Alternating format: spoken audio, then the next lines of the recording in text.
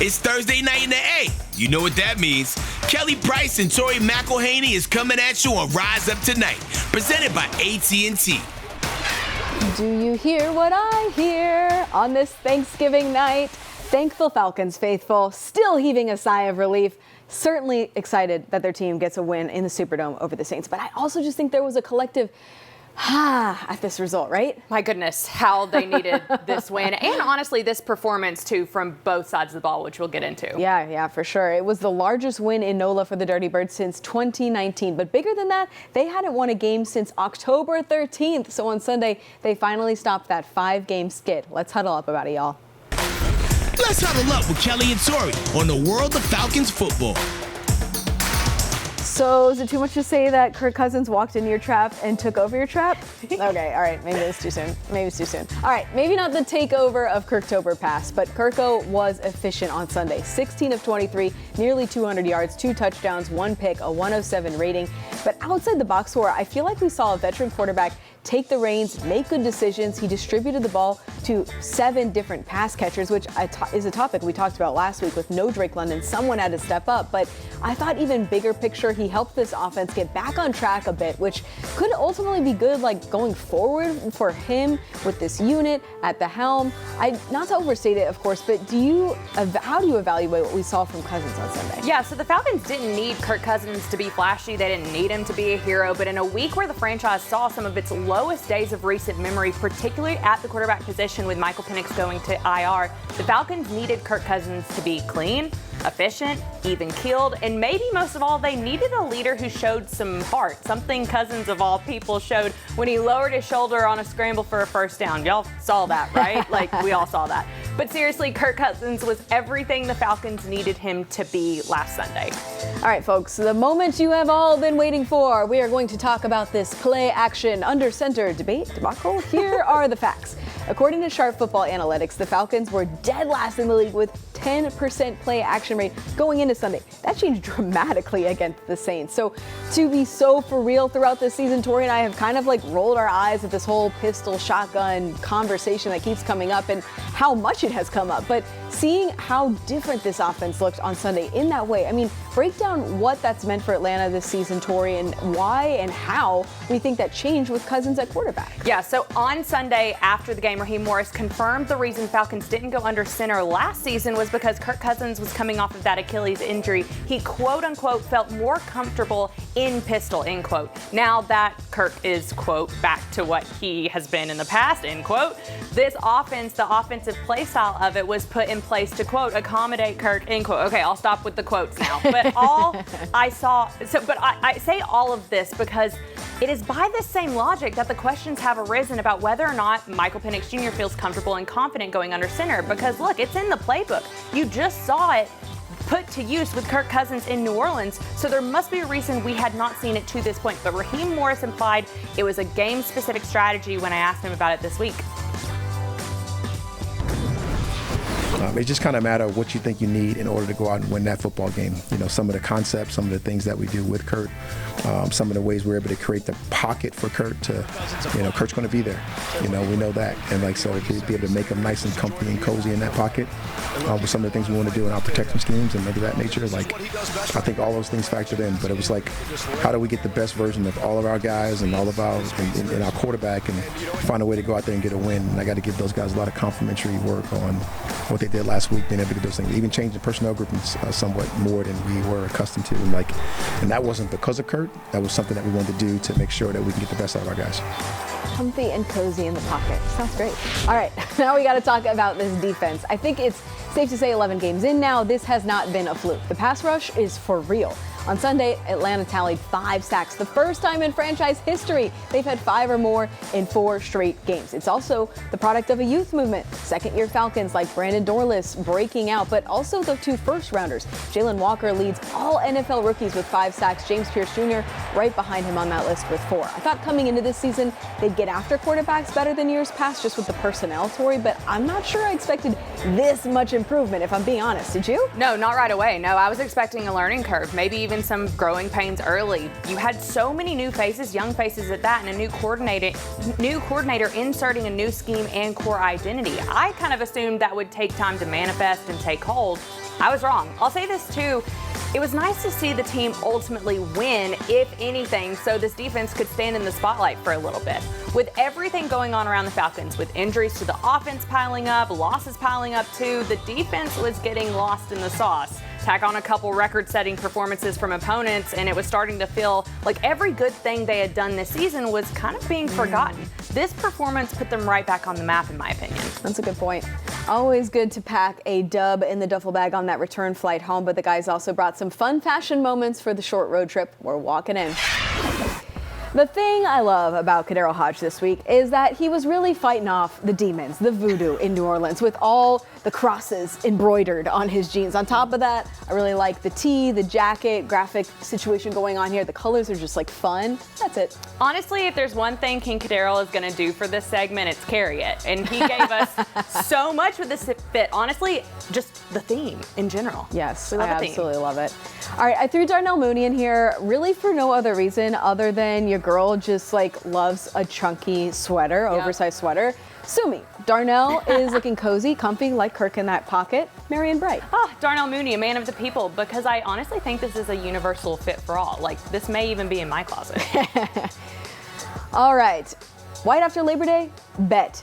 Love that for Jordan Fuller. Sucker for a good leather jacket. I'm also here for the bomber, even if it's not anything like particularly flashy. I just really like it. Yeah, no, I like this whole thing, and you'll never hear me complain about a white pants leather jacket combo. It just seems there's something so classic about it. It is very classic.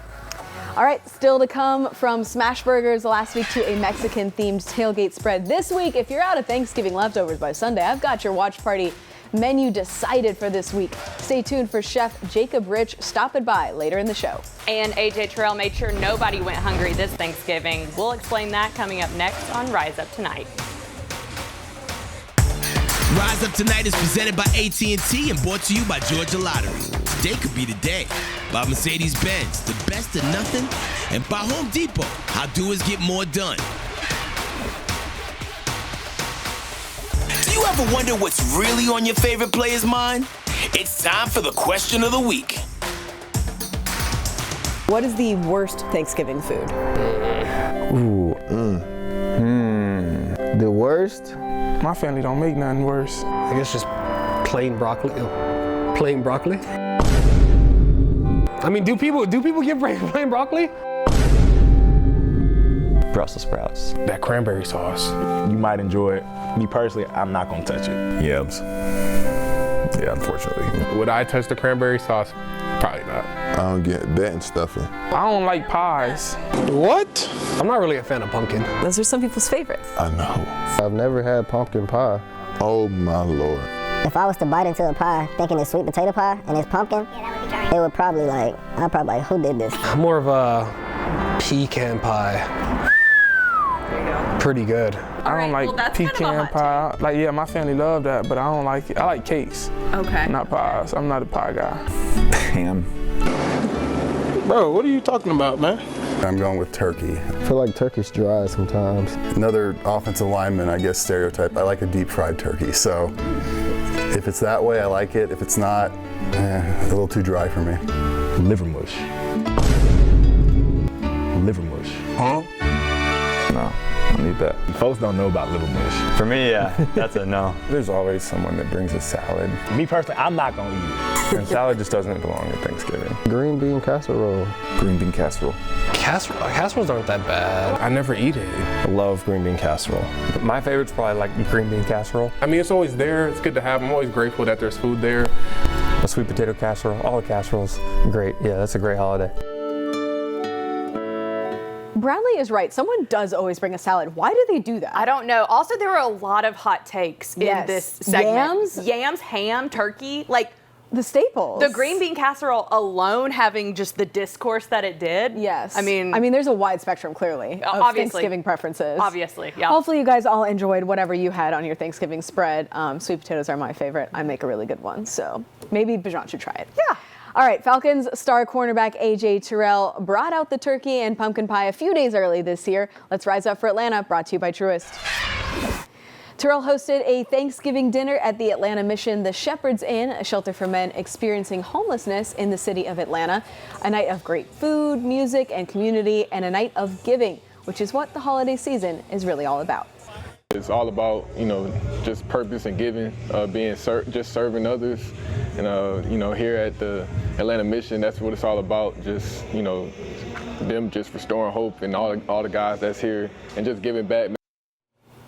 We've been talking a lot about food on the show today, so if you love tacos and queso like me, who doesn't? Yeah. You're going to want to stay put. We're going in the nest with Chef Jacob Rich, a master of all things Tex-Mex. Welcome back to Rise Up Tonight. Let's head in the nest with Kelly, Tori, and this week's special guest, brought to you by Mercedes-Benz. This week's In the Nest guest, we've got another celebrity chef here with us, Jacob Rich. We've got all kinds of Tex-Mex that we're going to talk about in a second. You've got a number of restaurants throughout the Atlanta metro area. Yes, we do. First, I want you to tell me about kind of starting your businesses here and your kind of route to doing that here in Atlanta. Yeah, so very lucky. Mr. Diego, our owner, is very dedicated, very passionate about Tex-Mex food. Aren't we all? Aren't we all? Honestly, it's the best. And he started off with just one and now has grown to 7 total restaurants and 4 food trucks, which is pretty incredible. So we have 5 tacos, 2 azoteas, and we pretty much spread everywhere from Ponce all the way up to Alpharetta. So tons of locations, lots of ways to come in. What's it like to balance like food trucks versus actual restaurants? I mean, the logistics and everything involved with both those things are so different. It's very hard, but it's a lot of fun. So we do a really good job of it. We try to make sure that everything in our restaurants and our trucks is as good as it can always be. I think we can very proudly say we have one of the nicest, cleanest, fastest serving food trucks in the industry. And our guys work very hard to make sure that happens fast. And your background's actually in sports nutrition. Like we were talking before we came on camera here about how you've worked in college athletics, you've worked in a number of different places. Like how do you transition from that into, like serving Tex-Mex for customers? Yeah, it's kind of funny actually. It translates really well because it turns out all college athletes love Tex-Mex food. Yes. So if I was making them quesadillas or nachos, that's usually a post-game food. We try to eat pretty healthy pre-game. But it was always like fun to have something kind of very flavorful, very punchy, and kind of a bit of a party food for them, especially after a big win. That translated really well to here, as well as I like the R&D aspect. I like tinkering with recipes, which I got to do a lot for those teams. So here we've kind of tinkered with these to make sure that they're maximum flavorful, right? We're not just relying on like one spice or another. This beef alone has probably 10 in it.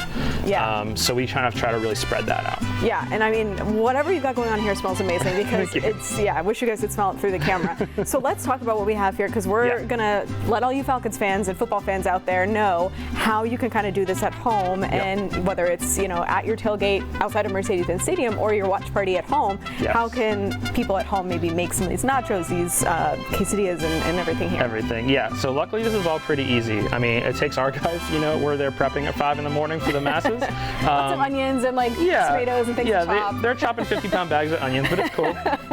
So these are probably the simplest. The guac, really, if you're buying nice fresh avocados, nice fresh limes, and nice fresh garlic, it's gonna taste good. Can't go wrong. You can't go wrong. If you like it chunky, if you like it smooth, it's like peanut butter. It divides people for some reason. That's super easy. The tacos are probably the longest one. So this is a braised beef. This dish does cook for about 6 to 7 hours. So this is perfect as we get deeper into football season, those nice cold days. Throw this in the crock pot, some chili, some garlic, some onions, some paprika, some cumin. Love that. Let that just cook and it will be shredded and delicious. We throw some pickled onions on top. I like some acidity with the rich beef. I think you need something to cut those kind of flavors, right?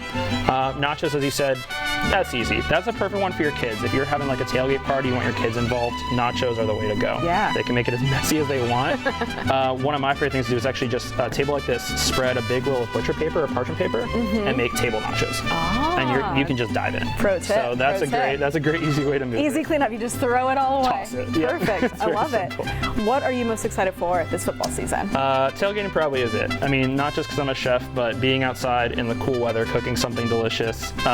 We also are going to have our food trucks at a couple big games this year at Mercedes-Benz. So we'll be out there rocking and rolling. But yeah, something smoked, something delicious, a cool drink preferably, makes a really easy thing. And we like to, again, do that in the restaurants. All of our restaurants are very family friendly, so you can bring all your kids. You want to bring all your adult friends, the margaritas will be there for you. Gotta have the margaritas. arena, at the tailgate or at the restaurant. It's called Tacos and Aquiles for a reason. Yeah. So when you go to a tailgate just for fun, are you relied upon as the person to bring all the food, or are you just like, hey, can someone else take care of this? This is my day job. It depends. It depends on the crowd I'm with. Luckily, all of my family are very good cooks. I got into this very naturally, so I can rely on some other people. I usually try to bring something they aren't expecting. So if I know they're just making regular nachos or something, I'll be the one who brings the braised beef, or, being in the industry a long time, I'll pick out a good wine or something for a dinner or something like that. But yeah, usually I can relax, which is pretty sweet for me. Yeah, I always like to ask chefs, like when it's Thanksgiving or something like that, do you want to be the one in the kitchen? Like, yeah, Thanksgiving I do. Because then people are kind of looking over you, and then you're like, okay. Yeah, it usually starts one way. Everyone starts doing something, and they're like, can we go sit on the couch? I'm like, yeah, I got you. It's cool. You're like delegating, like, all right, you cut the onions, you cut this, you cut that. Yeah, if you cry on the onions, you're on your own. If you have any tips for that, that's my problem. A very sharp knife. Oh. Very, very sharp knife. Well, there you go, Falcons fans. You'll be a little safer, yeah. Awesome. Well, we'll get some of these recipes posted for you guys to see as well. Yes. Thanks so much for joining us and bringing all this stuff. It looks delicious. We're going to dig into it now that we're kind of done with the segment here. But we'll be right back on Rise Up Tonight. Hey Atlanta, this is Head Crack talking, and you watching Rise Up Tonight, presented by AT&T. I time traveled 20 years into the future, and I decided to go to the Atlanta Falcons game. The Falcons don't play at the Georgia Dome no more. And according to MapQuest, they play inside of an alien spaceship. And this place look futuristic. The map quest is crazy. No, like, people are not going to believe in a couple of years, like, children are like, you printed out directions. How did that work exactly? Honestly, we couldn't get anywhere without that for like the first 10 years of my life. Oh my gosh. All right. Well, something else to be thankful for on this Thanksgiving, Divine Diablo. The defense missed him as he recovered from a broken forearm, and I caught up with him this week, fresh off his triumphant return. All right, well, no wins the last couple games without Divine Diablo on the field. You get back on the field, and the Falcons get a win. I mean, explain this. That's a joke going around in the locker room. I try not to feed into it too much. I just want to help my teammates win. So you missed getting your hands on the ball because of the club. How much were you kind of hitting yourself after, like, dang it? It was bittersweet. I was laughing at it because of the club. Definitely got to take advantages of those opportunities, though. So next time I'll be sure to get it. Have you ever played with a club before? What is that like? Nah, this is my first time actually. It's definitely weird because you're so used to gripping things. Had to tackle a little different. Not too different because I like to chest people up anyways, but I definitely had to bring some to it because if not, it was going to be hard to grab them. But other than that, it was pretty smooth. I'm sure someone has deep dived into this before, but I've never gotten to ask you, what's the story behind your name, Divine?